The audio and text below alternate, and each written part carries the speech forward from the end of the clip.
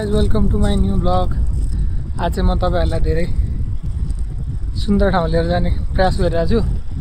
मौसम चाहिँ आज पनि खराब नै छ, अस्तिको जस्तै। त्यही पनि हेरौँ कतिको राम्रो रहेछ हैन।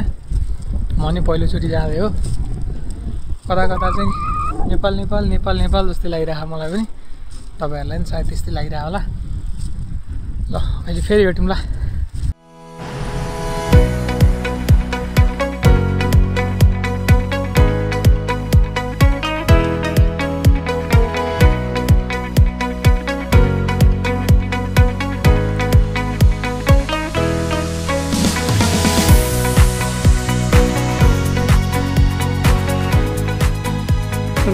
नेपाल नेपाल नेपाल नेपाल जस्तो लागेन।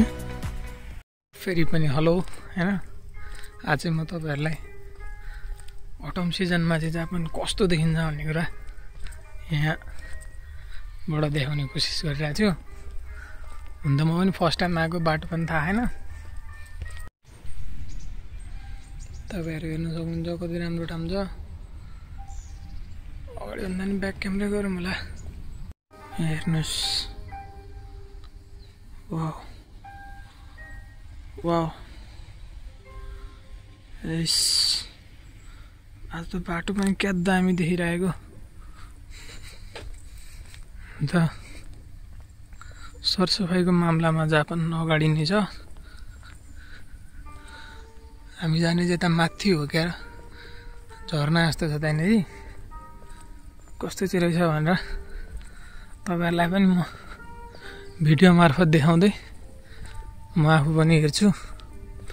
अनि यो चाहिँ मैले काम गर्ने ठाउँभन्दा 15-16 किलोमिटर पर छ। पार्किङ पनि टन्नै रहेछ जस।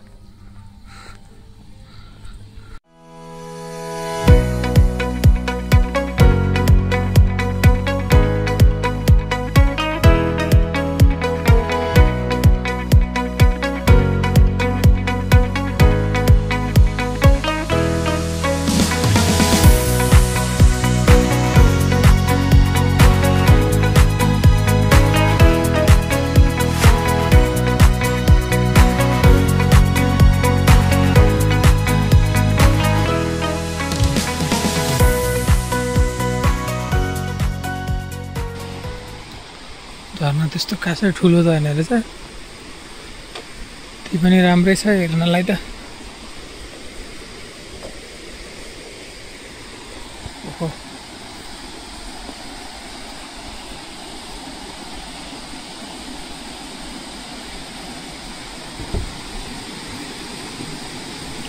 वाउ वाउ, खतरनाक रहेछ है।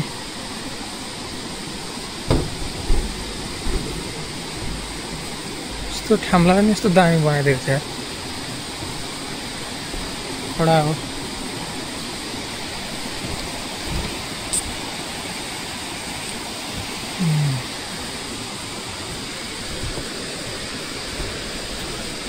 नाइस है। गाउँघरतिर त कुलो भन्छ होला त। अन्त दामी झर्नै भन्दा रहेछ क्या। भिडियोमा नि आएको त हुन्छ नि त।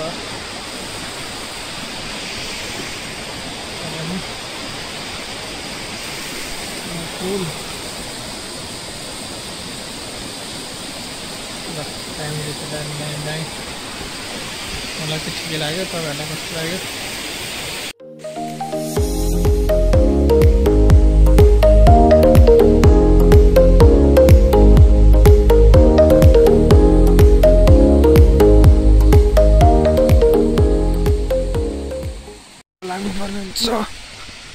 फेरि रुम जान ढिलो पनि हुन्छ। त्यो भएर अहिले हामी सुई लाग्दैन।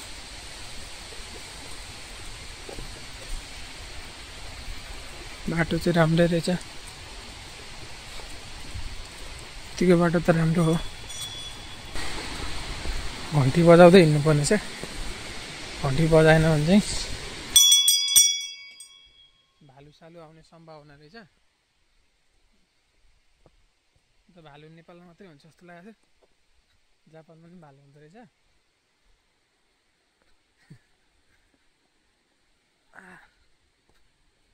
गाह्रो छ। अन्त जङ्गलमा भालु नभएर अरू के हुन्छ र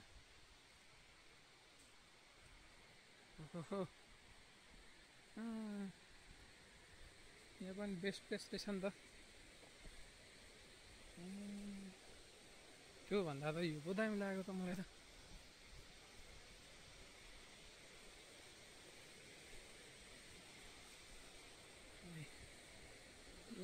यो दामी रहेछ नि त नि त्यो भन्दा त नि कस्तो दामी देखिँदो रहेछ भ्यू पनि दामी खतरनाक रहेछ नि त यो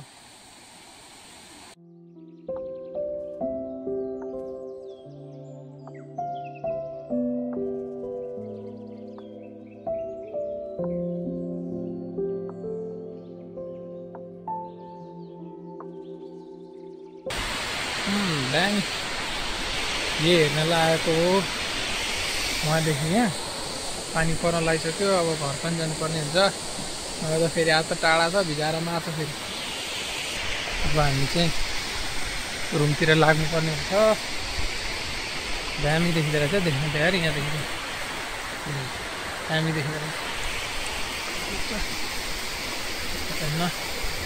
राम्रै रहेछ जतको भएको भए त फेरि यत्रो मेहनत खेर जान्थ्यो ठिकै रहेछ हाम्रो नमस्ते झर्ना जस्तै नमस्ते झर्ना तर योभन्दा दामी छ नि यस्तो जङ्गलको यस्तो हुनुभन्दा झन् बवाल हुन्छ त्यो पनि ठिक छ केही छैन अब चाहिँ हामी घर लाग्दियौँ होइन अब त्यही हो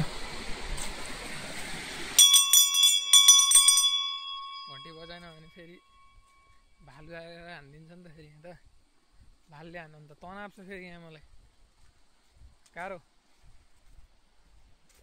भालु आउने ठाउँमा डर मर्दो हुन्छ क्या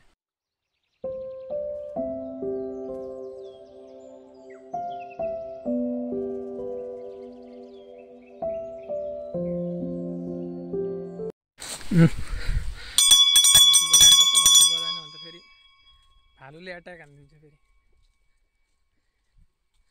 नेपालको भालु त थाहा थियो यताको कस्तो हुन्छ थाहा छैन फेरि अनि हान्थ्यो भने त तनाव हुन्छ त नि यत्तरिका यसलाई त्यस्तो नभनिकन सुई सुई सुई लाग्दिउँ यत्तरिका बाटो पनि यार खतरनाक छ सास फुलिसक्यो यार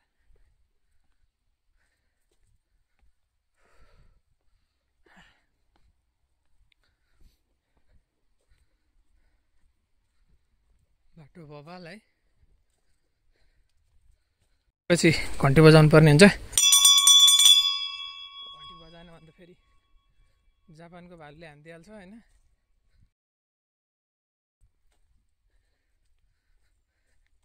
नेपालतिर त देखाएको थियो नि त यता त देखाएको छैन नि गाह्रो पर्छ फेरि सास फुलेर चाहिँ मर्ने बेला भयो यार यत्तरिका तर यतिको ठाउँ हेर्न आउनुलाई सास फुल्नु पनि स्वाभाविक हो अब चाहिँ हामी फर्किन्छौँ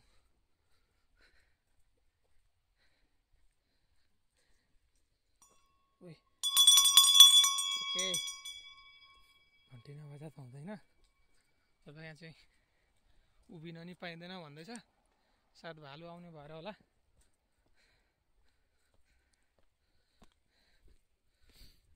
तरिका